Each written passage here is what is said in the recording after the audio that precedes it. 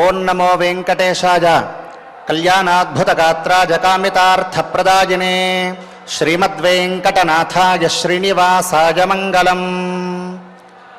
అఖిలాండకోటి బ్రహ్మాండ నాయకుడైనటువంటి ఆ శ్రీనివాసుని యొక్క దివ్యచరణ సన్నిధియందు ప్రతినిత్యము కూడా మనం పారాయణం చేసుకుంటూ ఉన్నటువంటి ఈ మహాభారత అంతర్గత వనపర్వంలో భాగంగా ఈరోజు ఆచార్యుల వారి ద్వారా యథావిధిగా మనం సంకల్ప పఠనం చేసుకొని పారాయణానికి ఉపక్రమిద్దాం. ఓం నమో వెంకటేశాయ. విఘ్నేశ్వర ధ్యానం. నమస్తే గణనాథాయ గణానాం పతయే నమః. భక్తి ప్రియాయ దేవేశ భక్తేభ్యః సుఖదాయక. శ్రీనివాస ధ్యానం అనంత వేద సంవేద్యం నిర్దోషం గుణసాగరం అతీంద్రియం నిత్యముక్తం శ్రీనివాసం భజే నిశం. శ్రీకృష్ణ ధ్యానం వందే నవఘనశ్యామం పీతకౌశేయవాససం సానందం సుందరం శుద్ధం శ్రీకృష్ణం ప్రకృతేః పరం. వ్యాసధ్యానం వేదవ్యాసం స్వాత్మరూపం సత్యసంధం పరాయణం శాంతం జితేంద్రియక్రోధం సశిష్యం ప్రణమామ్యహం.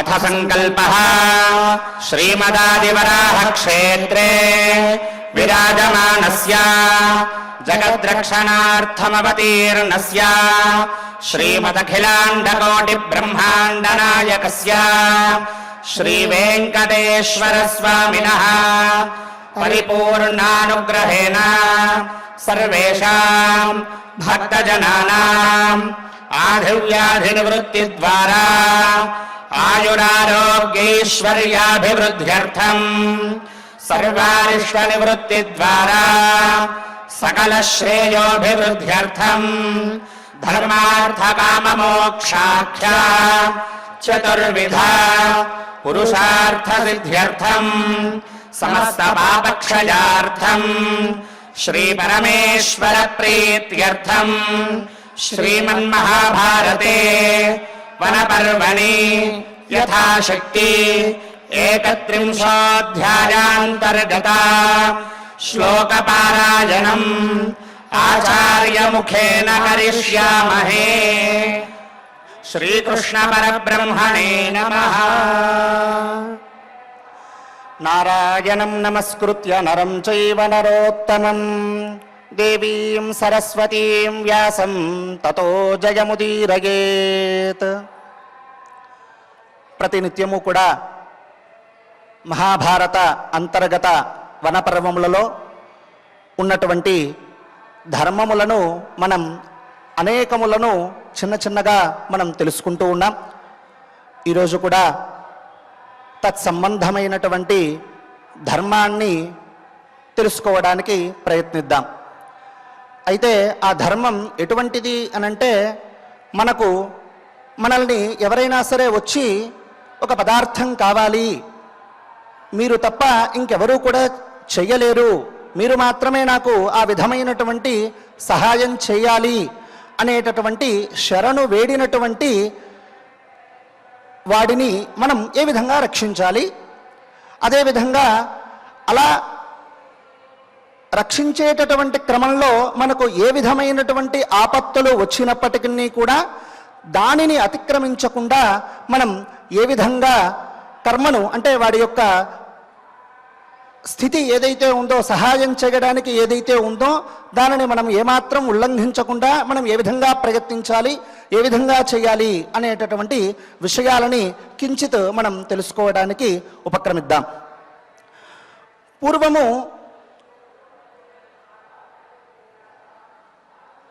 ఉషీనరుడు అనేటటువంటి ఒకానొక రాజు ఉండేటటువంటి వాడు. ఆయన యమునా నది తీరములో అనేకమైనటువంటి యజ్ఞములను చేసి ఒక ఇంద్రుడి యొక్క పదవి ఏ విధమైనటువంటి స్థితి కలదో ఆ విధమైనటువంటి స్థితిని పొందినటువంటి మహారాజు. నిత్యము కూడా తన ప్రజలందరినీ కూడా కన్నబిడ్డల వలె పరిపాలిస్తూ ఉండేటటువంటి వాడు, దాన ధర్మములను అనేకములను ఆచరిస్తూ ఉండేటటువంటి వాడు. ఆ ఉషీనరుడు యొక్క మరి ఒక పేరే శిబి చక్రవర్తి అని కూడా మనం వింటూ ఉంటాం. అయితే ఈయన యొక్క మహిమను తెలుసుకున్నటువంటి ఇంద్రుడు, అగ్ని, వీరిరువురు కూడా వచ్చారట. సాక్షాత్తు ఇంద్రుడు, అగ్ని అని అంటే మనకు ఉన్నటువంటి అష్టదిక్పాలకులలో ప్రత్యేకమైనటువంటి స్థానాన్ని కలిగినటువంటి వారు. అంతటి మహనీయులే, మహనీయుల యొక్క స్థానాన్నే ఆక్రమింప చేసేటటువంటి ధర్మం ఈయనలో ఈ శిబి చక్రవర్తి యందు ఉన్నది అని తెలుసుకున్నటువంటి ఆ ఇంద్రుడు, అగ్ని ఇరువురు కూడా ఈ మహారాజుని ఏ విధంగానైనా మనం పరీక్షించాలి, నిజమేనా వీరు చెప్పేటటువంటి స్థితి ఈయనకు ఉన్నదా, ఇంతటి యోగ్యవంతుడా అని ఆలోచిస్తూ వారి ఇరువురు కూడా ఒక ఆలోచన చేస్తూ వారి ఇరువురు కూడా రాజు దగ్గరికి వచ్చేసారట. ఆ రాజు దగ్గరికి కూడా ఏ విధంగా వచ్చారు అని అంటే, ఈ ఇంద్రుడు అనేటటువంటి వాడేమో ఒక డేగ రూపాన్ని ధరించాడట. ఈ అగ్ని అనేటటువంటి వారేమో ఒక పావుర రూపాన్ని ధరించారట. ధరించి వారి ఇరువురికి కూడా శత్రుత్వం ఉండేట్టుగా నటన చేస్తూ ఆ డేగ ఆ పావురాన్ని వేటాడుతూ వస్తూ ఉంటే ఆ పావురము ఎంతో అలసి సొలసి ఆ రాజుగారి యొక్క తొడయందు అంటే తొడ దగ్గర కూర్చొని వారి యొక్క చాటున దాక్కొని బాధపడుతూ ఉంటుందట. రాజా, నన్ను ఈ విధంగా చంపడానికి ఈ డేగ వస్తోంది, నన్ను ఏ విధంగానైనా సరే నువ్వు రక్షించు అని అనేక విధములుగా ఆ రాజుని ప్రార్థిస్తుందట ఆ పావురం. వెంటనే ఆ రాజు యొక్క ధర్మం ఏమిటి అని అంటే, మనం ఇంత పూర్వమే చెప్పుకున్నాం, క్షణాత్ త్రాయత ఇది క్షత్రియ. క్షత్రుడి యొక్క ధర్మం ఏమిటి అనంటే, క్షణంలో ఎవరికైతే ఆపద వస్తుందో ఆ ఆపదను విముక్తి చేసేటటువంటి వాడు, ఆపద నుండి వాడిని తరింపచేసేటటువంటి వాడు. కాబట్టి అతనికి క్షత్రియుడు అని పేరు. ఆ వంశకులోద్భవుడైనటువంటి వాడే ఈ శిబి చక్రవర్తి. మరి ఇతను ఏ విధంగా వదిలేస్తాడు? ఆపద ఉంది అని అంటే వాడు తిరగడు కదా. మరి ఏం చేశాడు అని అంటే, ఆ విధంగా వచ్చినట్లయితే ఇక్కడ చెబుతూ ఉన్నారు.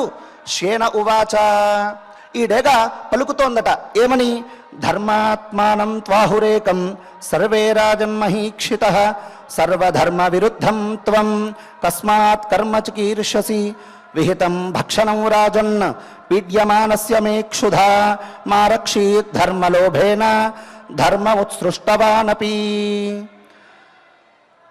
ఇంతమంది ఈ భూలోకంలో రాజులున్నారయ్యా. ఆ రాజులలో అందరిలో కల్లా శ్రేష్ఠుడైనటువంటి రాజువు నువ్వే. మరి నువ్వు ఈ అధర్మాన్ని నువ్వు ఒడిగట్టవచ్చా? ముందుగా నాకు నీ వెనక దాక్కున్నటువంటి ఆ పావురం ఏదైతే ఉందో అది నాకు భోజనం లాంటిది, నేను తినాలి దానిని ఏ విధంగానైనా. ఇది ప్రకృతి యొక్క ధర్మము, దీనిని నువ్వు ఆపడానికి లేదు. దాన్ని నువ్వు ఏ విధంగా రక్షిస్తావు? నా ఆహారం అది, నా ఆహారమైనటువంటి దానిని మీరు తీసుకోవచ్చా? తీసుకోకూడదు, ఇది నీకు ధర్మం కాదు. ఉన్నటువంటి రాజులలో కల్లా నువ్వు అందరిలో కూడా శ్రేష్ఠుడుగా ఉన్నావు అని అంటున్నాను, విన్నాము. మరి ఈ ధర్మాన్ని నువ్వు చేయకయ్యా అని అడుగుతుందట. మారక్షి ధర్మలోభేన ధర్మ ఉత్సృష్టవానపి. కాబట్టి దీనికి నువ్వు ఆశ్రయం ఇచ్చి నువ్వు ధర్మలోపం చేస్తున్నావు, నువ్వు ఈ అధర్మాన్ని నువ్వు ఒడిగట్టకు, నువ్వు చెయ్యొద్దు అని చెబుతోందట. వెంటనే ఆ రాజు వెంటనే దానికి సమాధానం చెప్తున్నారట. ఏమని అని అంటే, సంత్రస్త రూపస్త్రానార్థి త్వత్తో భీతో మహాద్విజ మత్సకాశ మనుప్రాప్త ప్రాణగృద్ధురయన్ ద్విజ ఏవమభ్యాగతస్యేహ కపోతస్యా భయార్థిన అప్రదానే పరం ధర్మం కథం శ్యేన న పశ్యసి. బానే ఉంది, ఈ యొక్క పావురం అనేటటువంటిది నీకు ఆహారమే, కానీ నన్ను శరణు కోరిందయ్యా, నేను ఏ విధంగా నీకు ఇస్తాను? దీనిని తప్ప నువ్వు ఏదైనా కూడా అడుగు, నేను ఇస్తాను. కానీ దీనిని మాత్రము నేను ఇవ్వను. ఎందుకు ఇవ్వను అని అంటే, నన్ను శరణు కోరింది కాబట్టి, శరణు కోరినటువంటి వారికి ఖచ్చితంగా సహాయం చేయాలి అనేటటువంటిదే ధర్మం. కాబట్టి దీనికి మించినటువంటి ధర్మం ఇక ఏదీ లేదు. కాబట్టి నన్ను ఇది వచ్చి ప్రాణభిక్ష అడిగింది, దీనిని నేను ఏ విధంగానైనా రక్షిస్తాను అని చెప్పారట ఆ రాజుగారు. వెంటనే ఇంకా ఏం చెబుతున్నారట అని అంటే, ఆ పావురము మాటి మాటికి కూడా దీనంగా వణుకుతోంది. ప్రాణభిక్షతో నాకు ప్రాణభిక్ష కావాలి, నేను కాస్త బయటికి వెళితే ఖచ్చితంగా ఆ డేగ నన్ను చంపేస్తుంది, కాబట్టి నేను ప్రాణరక్షకై నేను వచ్చాను, కాబట్టి మీరు దయచేసి నన్ను వదలద్దండి అని నన్ను ఈ విధంగా వేడుకుంటూ ఉంటే నేను ఏ విధంగా వదులుతాను? ఒకవేళ నేను అలా వదిలితే, అలా శరణాగతి అంటే శరణు వేడినటువంటి వాడికి నేను సహాయం చేయకుండా దానిని నేను అతిక్రమిస్తే నాకు కలిగేటటువంటి పాపం ఏమిటి అని అంటే కూడా చెబుతూ ఉన్నారు.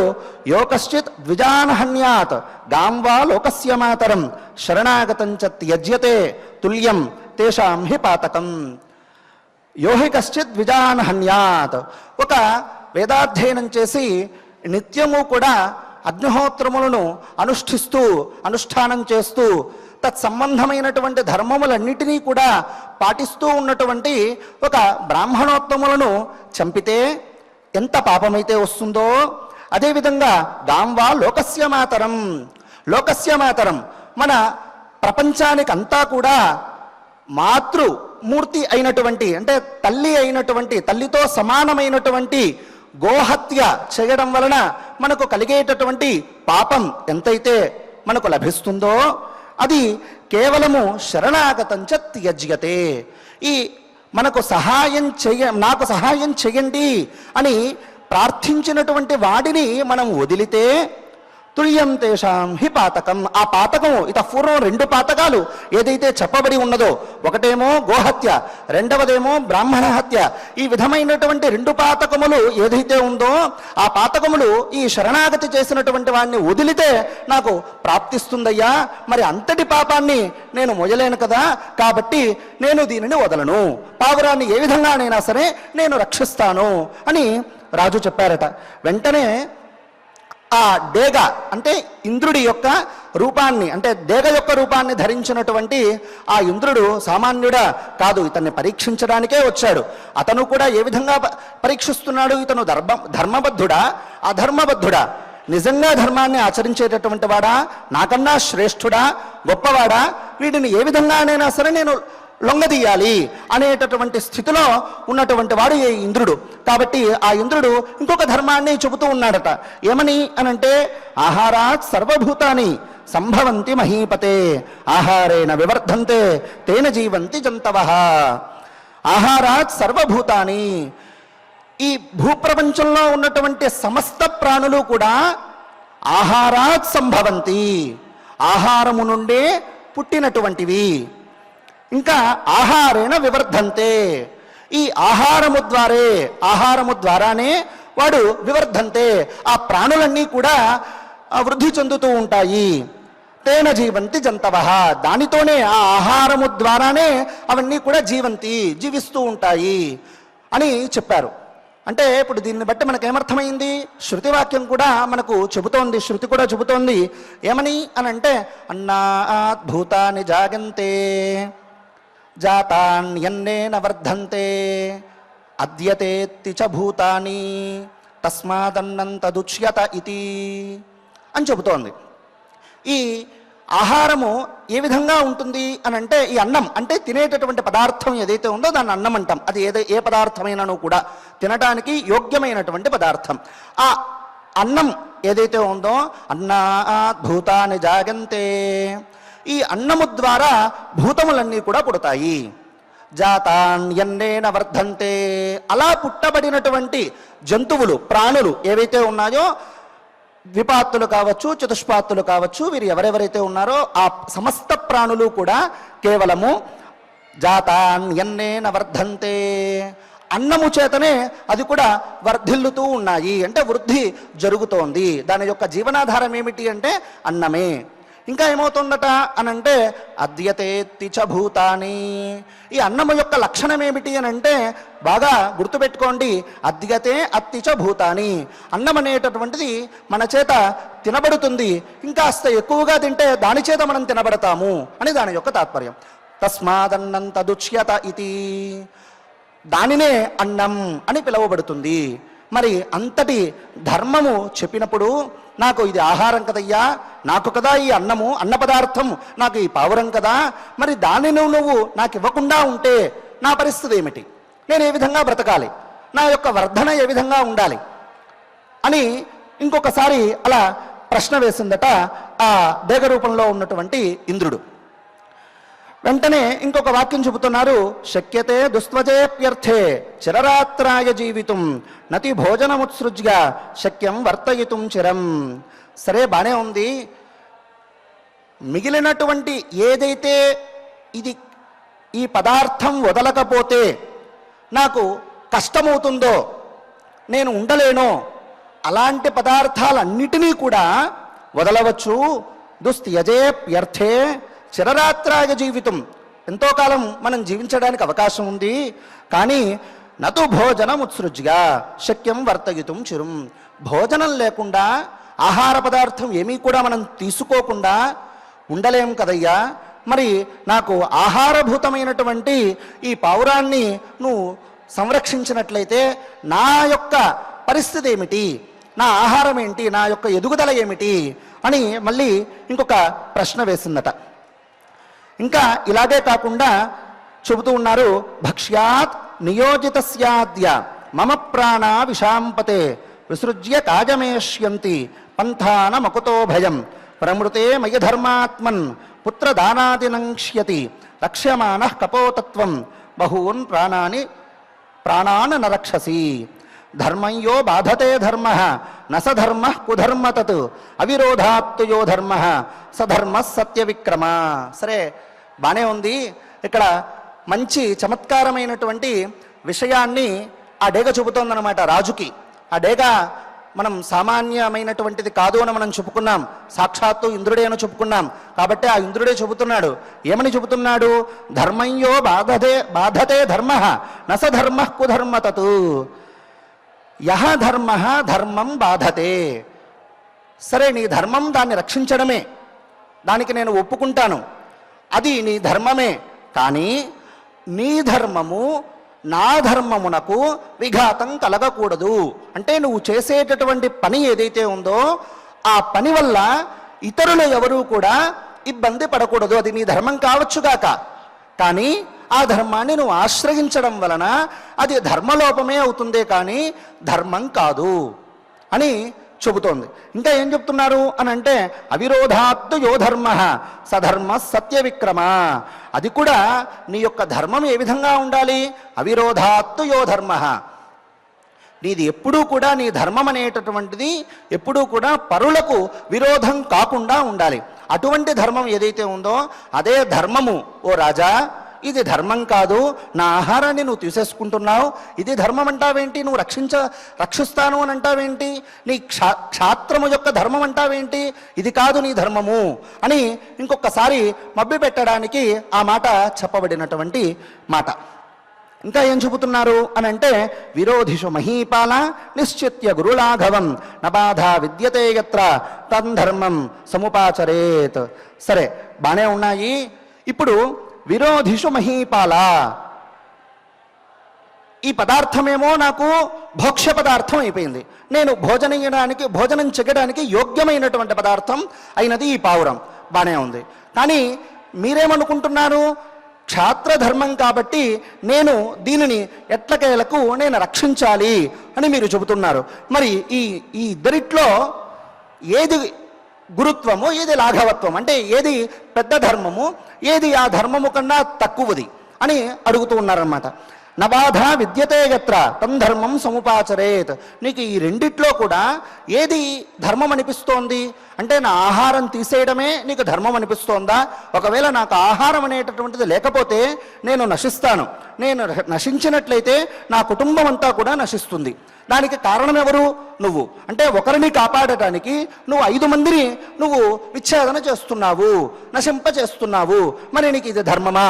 ఇందులో గురుత్వం ఏది? ఇందులో లాఘవత్వం ఏది? ఆ ధర్మం నువ్వు ఆలోచించు కదా, ఈ పావురాన్ని నువ్వు రక్షించాలి. అలా రక్షించకుండా నువ్వు నాకున్నటువంటి ఆహారాన్ని తీసేసుకుంటే నేను బ్రతికేస్తాను. నేను బ్రతకడం వల్ల నా కుటుంబం అంతా కూడా బ్రతుకుతుంది. ఈ పావురం ఏదైతే ఉందో ఆ పావురం ఒకటే నశిస్తుంది. మిగిలినటువంటి మేము 5 మంది కూడా సంరక్షితులం అవుతాం కదా. మరి ఇందులో ఏది ధర్మం అనిపిస్తోంది? ఒక్కసారి నువ్వు ఆలోచించి దయచేసి నాకు ఆ పావురాన్ని వదిలిపెట్టు రాజా అని ఆ డేగ పునః మళ్ళీ కూడా ఈ మాట చెప్పిందట. అప్పుడు చెబుతున్నారు, గురులాఘవమాదాయ ధర్మ వినిశ్చయే యతో భూయం స్తతో రాజన్ కురుష్వ ధర్మ నిశ్చయం. సరే, ఈ విధంగా చెప్పబడినటువంటి దానికి రాజు కూడా ఇంకొక వాక్యం చెబుతూ ఉన్నారట. ఇన్ని ధర్మాలు చెప్పినటువంటి ఆ డేగ రూపంలో ఉన్నటువంటి ఇంద్రుడు ఇన్ని ధర్మాలు చెబితే మరి రాజు కూడా చెప్పాలి కదా. అతని యొక్క ప్రతివచనం, అతని యొక్క సమాధానం ఏ విధంగా ఉందయ్యా అంటే ఈ విధంగా చెబుతూ ఉన్నారు. శిబి చక్రవర్తి బహుకల్యాణ సంయుక్తం భాషసే విహగోత్తమ సుపర్ణ పక్షిరాట్ కిం త్వం ధర్మజ్ఞశ్చాప్యసంశయం తథా హి ధర్మ సంయుక్తం బహుచిత్రం చ భాషసే నతే స్వవిదితం కించిత్ ఇది త్వాం లక్షయామ్యహం. సరే, బానే ఉంది, నువ్వు అంతా కూడా చక్కగా మాట్లాడుతున్నావు, నువ్వు సాక్షాత్తు గరుత్మంతుడివే కదా, నువ్వు ధర్మాన్నంతా కూడా తెలుసుకున్నటువంటి వాడివే కదా, నాకు ఆ విధంగా అనిపిస్తోంది. ఇంకా ఏ విధంగా అనిపిస్తోంది అని అంటే నీ మాటలన్నీ కూడా చాలా విచిత్రంగా ఉన్నాయి. ధర్మాన్ని ఆశ్రయించే నువ్వు మాట్లాడుతున్నావు, నీవు చెప్పేటటువంటిది అన్నీ కూడా నాకు కూడా సబబ్ అనిపిస్తోంది. కానీ శరణ ఈశ పరిత్యాగం కథం సాధ్వితి మన్యతే ఆహారార్థం సమారంభ తవచాయం విహంగమా. శరణాగతులను అంటే శరణము కోసం వచ్చినటువంటి వాడిని విడిచిపెట్టడం కూడా ధర్మం కాదు కదా. మరి దీనికి నన్ను ఏం చేయమంటావు? నీకేం కావాలి? ఆహారం కావాలి, నీ కడుపు నిండాలి, అంత మాత్రమే ధర్మం. అంతేకాని దీనిని చంపటం అనేటటువంటిది నీ ధర్మం కాదు. అంతేనా? ఇంకా ఏమైనా ఉన్నాయా? కేవలము ఈ పావురము ఏదైతే ఉందో ఆ పావురాన్ని నేను రక్షిస్తాను, నీకు దీనికి మించినటువంటి ఆహార పదార్థాలను కావాలంటే నేను నీకు అందచేస్తాను, దానిలో నీకు అభ్యంతరం లేదు కదా అని అడుగుతారట. ఎవరు? ఆ రాజుగారు అడుగుతారట ఆ మాట. ఏమని అని అంటే శక్యశ్చాప్యనథాకర్తుం ఆహారోప్యధికస్త్వజ గోవృషో వా వరాహో వా మృగో వా మహిషోపి వా తదర్థం అద్య క్రియతాం యచ్చాన్యదిహ కాంక్షసి. ఈ పదార్థాలన్నీ కూడా ఒక వృషభం కావచ్చు, ఒక ఎద్దును కావచ్చు, వారాహ ఒక పందిని కావచ్చు, లేదు మృగోగా ఏదైనా ఒక లేడిని కావచ్చు, మహిషోపివ ఏదైనా ఒక బర్రెను కావచ్చు, వీటిని ఏదో ఒక పదార్థాన్ని నేను నీకు ఇస్తాను, దయచేసి దీన్ని వదిలిపెట్టు. నీ యొక్క ధర్మం ఏమిటి? నువ్వు తినటం, తద్వారా బ్రతకటం. అదే కదా నువ్వు ఇత పూర్వం చెప్పుకున్నావు. అన్నాత్ భూతాని జాగంతే అని చెప్పుకున్నావు కదా. దీని ద్వారా నాకు వర్ధన కలుగుతుంది అని చెప్పావు కదా. కాబట్టి నేను నీ కడుపు నిండే ప్రయత్నం నేను చేస్తాను, దీనిని మాత్రం నువ్వు వదిలిపెట్టు అని చెప్పడం జరిగింది. వెంటనే ఆ డేగ రూపంలో ఉన్నటువంటి ఇంద్రుడు ఇలా కాదు, ఈ రాజు ఏ విధంగానైనా కూడా ఇచ్చిన మాట తప్పేట్టుగా లేడు, అందులో శరణు వేడినటువంటి వాణ్ణి అస్సలు వదిలేట్టుగా లేడే, మనం ఏ విధంగా ఇతనితో మాట్లాడాలి అని ఒక్కసారి మళ్ళీ పునః తనలో తాను చర్చించుకొని ఈ మాట అంటోందట. నవరాహం నచోక్షాణం నమృగాన్ వివిధాంస్తథ భక్షయామి మహారాజా కిమాంయేన కేనచిత్. ఈ డేగ పలుకుతోందట, నువ్వు ఏదైతే ఇత పూర్వం చెప్పినటువంటి ప్రాణులు ఏవైతే ఉన్నాయో ఆ ప్రాణులను వేటిని కూడా నేను తినను, అది ఎంత బలిష్టమైనను కూడా నేను దానిని తినను. నాకు ఆ భగవంతుడు ఇచ్చినటువంటి ద్రవ్యం ఆహారం ఏదైతే ఉందో ఈ పావురమే, సాక్షాత్తు ఈ పావురమే. ఈ పావురాన్ని తింటూ ఉంటే వద్దంటావేంటి, నా పదార్థాన్ని నువ్వు తీసుకొని ఇది ధర్మం అంటావేంటి అని పునః ఆ డేగ రూపంలో ఉన్నటువంటి ఇంద్రుడు ప్రశ్నించాడట. సరే, ఇంకా ఏమంటోందట అని అంటే యస్తుమే దేవవిహిత భక్ష క్షత్రియ పుంగవ తముత్సృజ్య మహీపాల కపోతమివమేవ మే శేన కపోతానత్తీతి స్థితిరేషాం సనాతని మారాజన్ సారమజ్ఞాత్వ కదలి స్కంధమాశ్రయ. సరే, బానే ఉంది, నువ్వు ఈ పదార్థాన్ని దేన్ని కూడా నేను తీసుకోను, నాకు సాక్షాత్తు భగవంతుడు ఇచ్చినటువంటి ఈ ఆహారం ఏదైతే ఉందో ఆ ఆహారమైనటువంటి ఈ పావురాన్ని మాత్రమే నేను భక్షిస్తాను. ఇది భగవంతుడు ఇచ్చాడని నేను ఎలా చెబుతాను అని అంటే చెబుతూ ఉన్నారు. ఏమని? సనాతనీ స్థితి శేన కపోతానత్తీతి. ప్రతి డేగా కూడా కపోతానత్తి పావురాలనే తింటుంది. ఇది సనాతనమైనటువంటి ధర్మము, ఇది ప్రకృతి ధర్మము.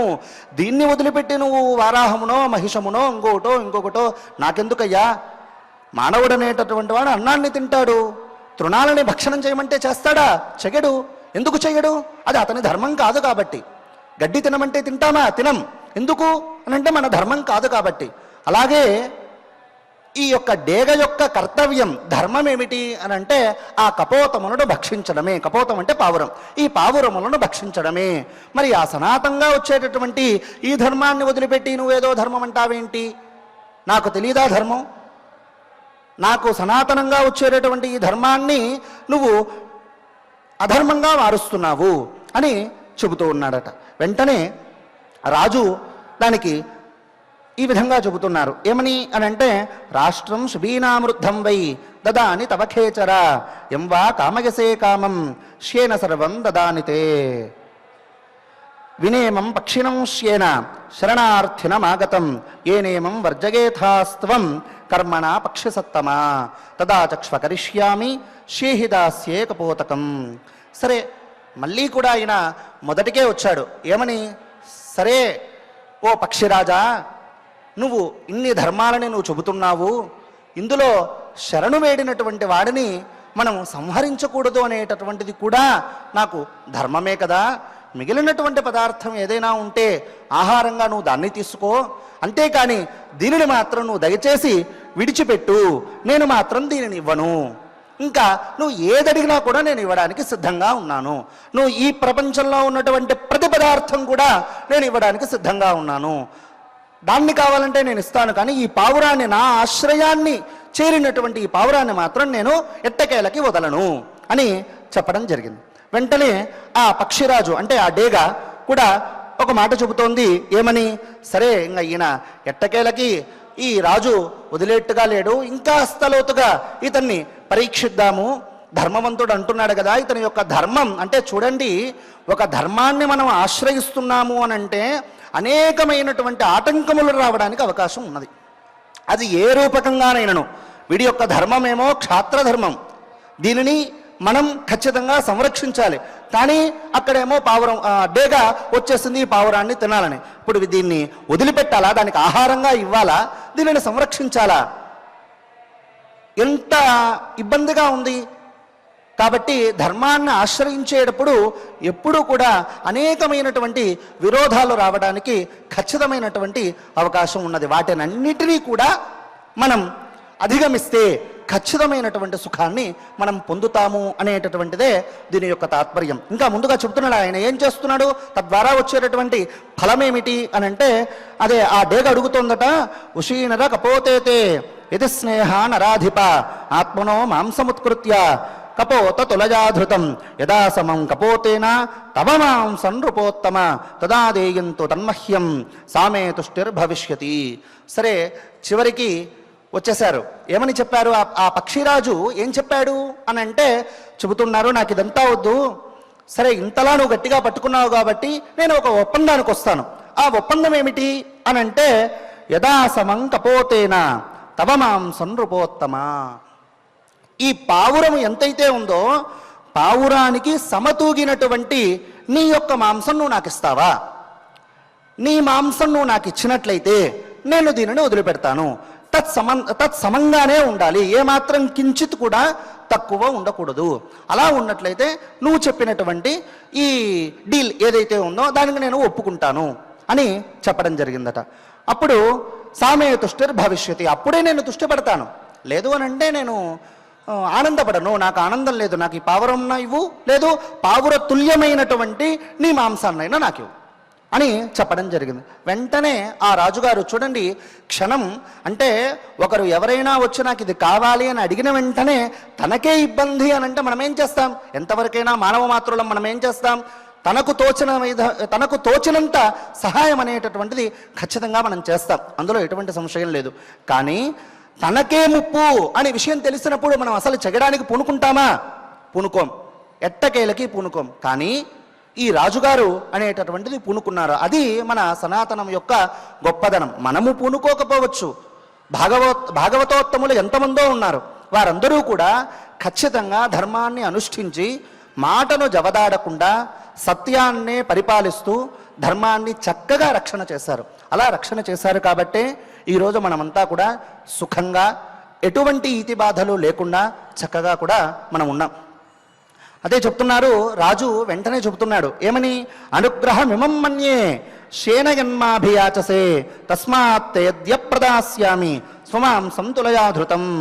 వెంటనే పలికాడట, సరే ఇప్పుడు బానే ఉంది, ఈ పావురము యొక్క తుల్యమైనటువంటి మాంసం నేను ఖచ్చితంగా ఇస్తాను, నేను అది ఇవ్వటానికి నేను చాలా ఇష్టపడతాను, నాకు అందులో సంశయం లేదు. ఈ పావురాన్ని మాత్రం నువ్వు ఏమీ చేయొద్దు. ఈ పావురాన్ని సంహరిస్తే నన్ను చంపినా నేను బాధపడతానో లేదో, నేను చనిపోయినా నేను బాధపడతానో లేదో నాకు తెలీదు. నా శరీరం అవయవం అంతా కూడా ఒక్కొక్కటి కూడా ఛేదనం చేసి నీకు ఇస్తున్నా కూడా తద్వారా వచ్చేటటువంటి నొప్పి ఏదైతే ఉందో, బాధ ఏదైతే ఉందో, ఆ బాధ నాకు ఇబ్బంది కలుగుతుందో లేదో తెలియదు. కానీ ఈ పావురం మాత్రం నువ్వు స్వీకరిస్తే, అంటే ఆహారంగా స్వీకరిస్తే, దాన్ని చంపేస్తే నాకు చాలా బాధగా ఉంటుంది. కాబట్టి నాకు ఇది చాలా సంతోషంగా ఉంది. నువ్వు చెప్పినటువంటిది ఏది? నా మాంసం ఇవ్వమని. తత్తుల్యమైనటువంటి నేను మాంసాన్ని నేను ఇస్తాను, నా మాంసాన్నే నేను ఇస్తాను అని చెబుతారట. వెంటనే ధ్రియమానః కపోతస్తు మాంసేన అత్యతిరిచ్యతే పునశ్చోత్కృత్య మాంసాని రాజా ప్రాదాదుషీనరః న విద్యతే యదా మాంసం కపోతేన సమంధృతం తత ఉత్కృత్త మాంసోసౌ ఆరురోహ స్వయంతులా. సరే, ఇక్కడ ఈ పావురాన్ని ఒకవైపు త్రాసు అంటాం కదా, ఆ తులాభారాన్ని చేసేటటువంటిది. తుల అంటే దాని ఆ త్రాసు ఏదైతే ఉందో ఆ తక్కెడలో, ఒక తక్కెడలోనేమో పావురాన్ని పెట్టారట. ఇంకొక వైపు పల్లెం ఉంటుంది కదా, ఆ త్రాసు కింద ఏం చేశారు అని అంటే ఒక్కొక్క అవయవాన్ని ఛేదనం చేసి పెడుతూ రావడం జరిగిందట. ఇలా ఎంత చేసినను కూడా ఆ పావురముతో సమానం అనేటటువంటిది కావట్లేదు. ఈ పావురము ఇంకాస్త బరువు అనేటటువంటిది పెరుగుతోంది. ఈ పావురం ఏమిటి? సాక్షాత్తు పావురం కాదు. మనం ఇంత పూర్వం అనుకున్నాం ఏమని అనంటే పావుర రూపంలో ఉన్నటువంటి సాక్షాత్తు అష్టదిక్పాలకులలో ఒకడైనటువంటి అగ్నిదేవుడు ఇతన్ని పరీక్షించడానికే వచ్చాడు. కాబట్టి ఇతను అంటే ఈ అగ్నిదేవుడు వెంటనే తూలితే ఎలా? ఈ రాజు యొక్క గొప్పతనం తెలియదు కదా. కాబట్టి అతను ఇంకాస్త బరువును పెంచుకుంటూ తన రాజు ఇచ్చేటటువంటి మాంసము కన్నా ఈ పావురపు యొక్క శరీర బలం అంటే ఈ బరువు ఏదైతే ఉందో ఆ బరువే ఇంకా ఎక్కువగా ఉందట. ఇతని యొక్క మాంసపు ముద్దలు ఏవి కూడా అక్కడ సరిపోవట్లేదట. అప్పుడు వెంటనే ఇంద్రుడు అంటే ఈ డేగ రూపంలో ఉన్నటువంటి ఇంద్రుడు చెబుతూ ఉన్నాడట ఏమని? ఇంద్రోహమస్మి ధర్మజ్ఞ కపోతో హవ్యవాడయం జిజ్ఞాస మానవ ధర్మంత్వాం యజ్ఞవాటముపాగతౌ యత్తే మాంసాని గాత్రేభ్య ఉత్కృత్తాని విషాంపతే ఏషాతే భాస్వతీ కీర్తి లోకాన్ అభిభవిష్యతి యావల్లోకే మనుష్యాస్త్వాం కథయిష్యంతి పార్థివ తావత్ కీర్తిశ్చ లోకాశ్చ స్థాస్యంతి తపశాశ్వతాః. సరే, ఈ విధంగా తన యొక్క శరీరంలో ఉన్నటువంటి ప్రతి అవయవాన్ని కూడా ఇచ్చేస్తూ ఉన్నాడు. ఏమాత్రం కూడా ఆ పావురముతో సమానంగా లేకుండా పోతోంది. మరి అప్పుడు ఇంకా ఇతనికి ఏం చేయాలో తెలియక పూర్తిగా తన శరీరం ఏదైతే ఉందో ఆ శరీరాన్నంతా కూడా తాకట్టు పెట్టేసుకున్నాడట. ఇక దయచేసి దీనిని వదిలిపెట్టేయండి, నన్ను కావాలంటే స్వీకరించండి, నా పదార్థం ఎంత ఇచ్చినా కూడా, నా అవయవం ఏది ఇచ్చినప్పటికీ కూడా, నా మాంసం ఏది ఇచ్చినప్పటికీ కూడా అది ఏమో సరి తూగట్లేదు. కాబట్టి నేను అవివేకిని, నేను దీని అంత బరువు నేనున్నా లేకపోయినా దయచేసి దీని యొక్క ప్రాణాలను కాపాడండి, నా మాంసముతో మీరు తృప్తిపడండి అని వెంటనే ఆయన ప్రార్థించిన వెంటనే ఎవరు? ఈ శిబిచక్రవర్తి. ఈ శిబిచక్రవర్తి ఈ విధంగా ప్రార్థించిన వెంటనే ఇంద్రుడు ప్రత్యక్షమయ్యి, అయ్యా నేను డేగ రూపంలో వచ్చినటువంటి ఇంద్రుడిని, ఈ పావురం ఏదైతే ఉందో ఈ పావురము సాక్షాత్తు పావుర రూపంలో ఉన్నటువంటి అగ్నిదేవుడు, మేము ఇరువురము కూడా నీ యొక్క ధర్మము యొక్క పాలన ఏ విధంగా ఉంది, దాని యొక్క స్థితి నువ్వు ఏ విధంగా నువ్వు ప్రవర్తింపచేస్తున్నావు, ధర్మానికి కట్టుబడి ఉన్నావా లేదా అనేటటువంటి దానిని పరీక్షించడానికి మాత్రమే మేము వచ్చాము. కానీ ఈ పరీక్షలో మీరు చక్కగా నెగ్గారు.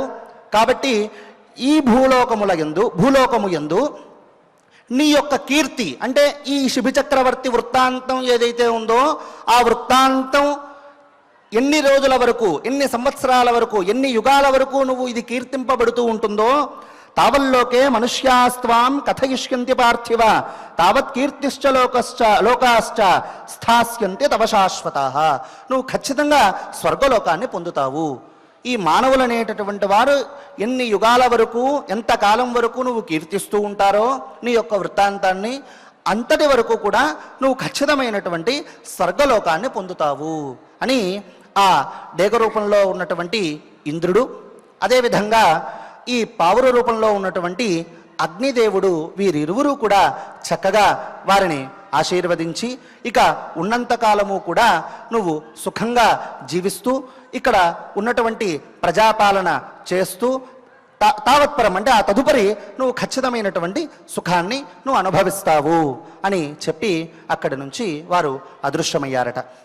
అంటే దీని యొక్క తాత్పర్యం ఏమిటి అని అంటే, ఎప్పుడూ కూడా మనల్ని గూర్చి వచ్చినటువంటి సహాయం చేయండి అని ఒకరు ఎవరైనా సరే వచ్చి ప్రార్థిస్తే యావచ్చక్తి కూడా ఖచ్చితంగా మనం వారి కోసం సమయాన్ని వెచ్చించాలి. ఆ కర్మను కంపల్సరీ మనం ఆచరించాలి. వారికి వీలైనంత వరకు మనం సహాయం చేయటానికే మన యొక్క బుద్ధి కర్మాచరణ ఖచ్చితంగా ఉండాలి. అలా లేకుండా మనం ఎప్పుడూ కూడా ఉండకూడదు. అలా ఉంటే ఆ క్షణం అనేటటువంటిది ధర్మ సంబంధమైనటువంటి స్థితిని మనం ఆచరిస్తున్నాం కాబట్టి అనేకమైనటువంటి లోటుబాట్లు మనకు ఏర్పడినా, అనేకమైనటువంటి ఆటంకాలు మనకు ఏర్పడినా వాటినన్నిటినీ కూడా మనం ఖచ్చితంగా దాన్ని దాటి ఉన్నతమైనటువంటి స్థితినే మనం పొందుతాము అనేటటువంటిదే ఈ యొక్క వృత్తాంతము యొక్క సారం. అంతటి విశేషాలను మనం మహాభారత అంతర్గత వనపర్వంలో చక్కగా అనేకమైనటువంటి ధర్మాలని మనం తెలుసుకుంటూ ఉన్నాం. ఇక అందులో భాగంగా ఈరోజు మనం సంకల్పం చేసుకున్నాం. సంకల్పానుసారంగా ఆచార్యుల వారి ద్వారా మనం పారాయణ చేసుకుందాం. స్వామివారి యొక్క అనుగ్రహాన్ని పొందుదాం. ఓం నమో వెంకటేశాయ. ఓం నమో వెంకటేశాయ. శ్రీవేంకటాద్రినిలయః కమలాకాముకః పుమాన్ అభంగుర విభూతిర్నః తరంగయతు మంగళం.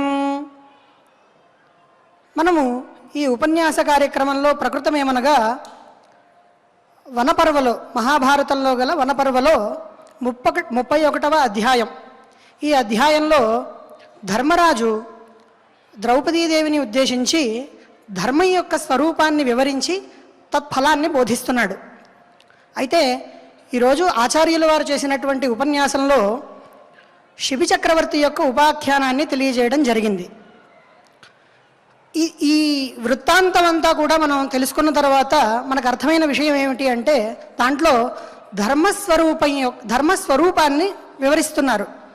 అంటే ధర్మాన్ని ఆచరించడం ఎంత కష్టంగా ఉంటుంది, అయినప్పటికీ దాన్ని ఆచరించడమందు పూర్వీకులు ఎంత మథన పడ్డారు, దాన్ని ఆచరించడం ద్వారా వాళ్ళు ఎటువంటి ఫలితాలని పొందారు, ఈ విషయాలంతటినీ కూడా మనకి ఈ వృత్తాంతం తెలియజేస్తోంది. అయితే ఇది ధర్మస్వరూపంలో చాలా ఒక్క చిన్న కథ అంతే. ఎందుకంటే ధర్మం అంటే ఎటువంటిది అనగా వేదోఖిలో ధర్మమూలం అని ఆర్యోక్తి. అనగా వేద వాంగ్మయమంతా కూడా ధర్మప్రధానంగా ధర్మాన్నే బోధిస్తూ ఉన్నది. కాబట్టి ఈ ధర్మం అనేది చాలా సంక్లిష్టమైనది, అలాగే ఆచరించవలసినది కూడా. అటువంటి ధర్మాన్ని బోధిస్తున్నటువంటి ఈ 31వ అధ్యాయం వనపర్వలో గల 31వ అధ్యాయంలో గల కొన్ని శ్లోకాలను, మొదటి నుంచి కూడా కొన్ని శ్లోకాలను మనం పారాయణం చేసుకుందాం ఇప్పుడు. యుధిష్ఠిర ఉవాచ వల్గు చిత్రపదం శ్లక్ష్ణం యాజ్ఞసేనిత్వయా వచః ఉక్త ఉక్తం తచ్ఛ్రుతమస్మాభిః ఉక్తం తచ్ఛ్రుతమస్మాభిః నాస్తిక్యంతు ప్రభాషసే నాస్తిక్యంతు ప్రభాషసే నాహం కర్మఫలాన్వేషీ నాహం కర్మఫలాన్వేషీ రాజపుత్రిచరాం యుత రాజపుత్రిచరాం యుత దదామి దేయమిత్యేవ దదామి దేయమిత్యేవ యజ్ఞైర్యష్టవ్యమిత్యుత యజ్ఞైర్యష్టవ్యమిత్యుత అస్తు వాత్ర ఫలం మావా అస్తు వాత్ర ఫలం మా వా కర్తవ్యం పురుషేణ యత్ కర్తవ్యం పురుషేణ యత్ గృహే వా వసతా కృష్ణే గృహే వా వసతా కృష్ణే యథాశక్తి కరోమి తత్ యథాశక్తి కరోమి తత్ ధర్మం చరామి శుశ్రోణి ధర్మం చరామి శుశ్రోణి న ధర్మ ఫల కారణాత్ ధర్మ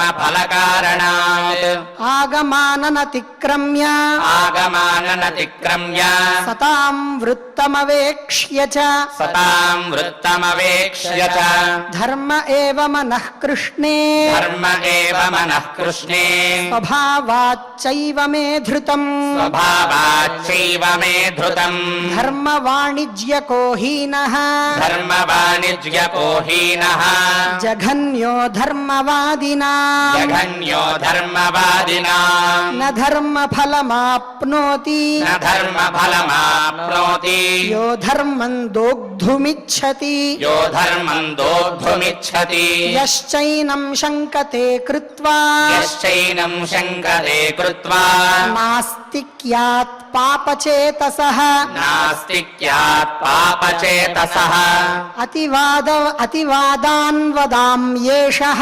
అతివాదాద్వదామ్యేషః మా ధర్మమభిశంకథాః ధర్మమభిశంకితాః ధర్మాభిశంకీ పురుషః ధర్మాభిశంకీ పురుషః తిర్యగ్గతిపరాయణః తిర్యగ్గతిపరాయణః ధర్మో యస్యాభిశంక్య స్యాత్ ధర్మో యస్యాభిశంక్య స్యాత్ ఆర్షం వా దుర్బలాత్మనః ఆర్షం వా దుర్బలాత్మనః వేదాచ్చూద్ర ఇవాపేయాత్ వేదాచ్చూద్ర ఇవాపేయాత్ సలోకాదజరామరాత్ సలోకాదజరామరాత్ వేదాధ్యాయీ ధర్మపరః వేదాధ్యాయీ ధర్మపరః కులే జాతో మనస్విని కులే జాతో మనస్విని స్థవిరేషు సయోక్తవ్యః కవిరేషు సయోక్తవ్యః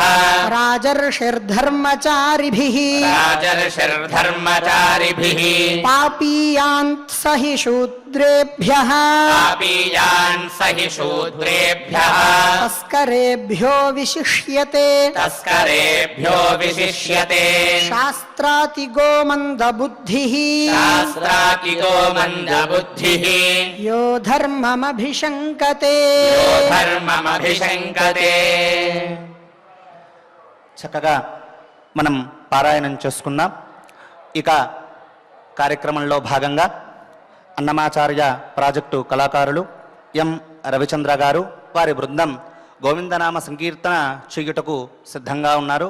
మనమంతా కూడా గోవిందనామ సంకీర్తన చేద్దాం, స్వామివారి యొక్క అనుగ్రహాన్ని పొందుదాం. సెరెనిటీ మోడల్ హై స్కూల్ విద్యార్థులకు అమ్మఒడి, సామాన్యులకు అందుబాటులో ఉన్న బడి సెరెనిటీ. మేడ్చల్ జిల్లాలో మేటిగా నిలిచి సాటిలేని ఫలితాలను సాధిస్తున్న నంబర్ 1 స్కూల్ సెరెనిటీ. మా ప్రత్యేకతలు ప్రతి విద్యార్థి పట్ల వ్యక్తిగత శ్రద్ధ, activity based learning and digital classrooms, computer lab, 100% ఫలితాలు, sports and cultural activities, yoga, abacus మరియు vedic maths education. Please visit Serenity Model High School, Nagaram. Admissions are in progress. Call 040-271-46899 and 040-271-48699.